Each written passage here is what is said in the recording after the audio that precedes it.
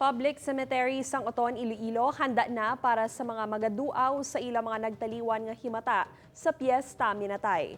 Pumuluyo ginabisuhan nga magsunod sa protocols. Ining gitutukan ni Julius Belacaol. Naabtan sang news team ang mga personnel sa munisipyo sang Oton nga nagapangkuha sang basura sa Guasang Oton Municipal Cemetery. Sa sulod, may mga trabahador naman nga nagakayo sang atop. May mga pumuluyo man nga masako sa pagpaninlo sa mga pansyon sang ila Minatay. Naka-standby man ang mga trabahador sa patio nga ang tag sa Kapiesta Minatay ginahimo nga tion para makaganar pinaagi sa pagpaminta. Sa pansyon gro, mag-gold kagi pinta, baba lang tag 300 na suktanay, kisa mayuan tag 200, okay man. Kisa lima, depende man may musulyo mo kisa. Sa entrance ng patio, nakaplastar man ang mga vendors ang kandila kag kalanon. Apang tubtob lang sila buwas sa ilang mga pwesto kag kinahanglan magsaylo.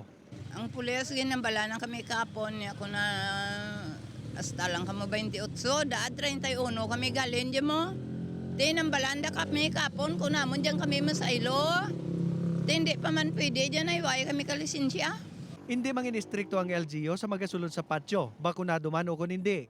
Apang abiso sang head sang MDRRMO nga si Malvinad, dapat magsuksok gid sang face mask kag sundon ang minimum health protocols.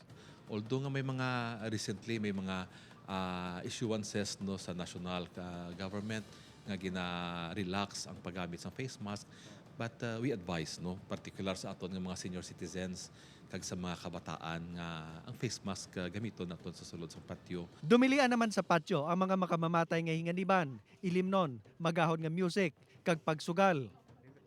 Upod kay Romel Porquia, Julius Belacaol, 1 Western Visayas.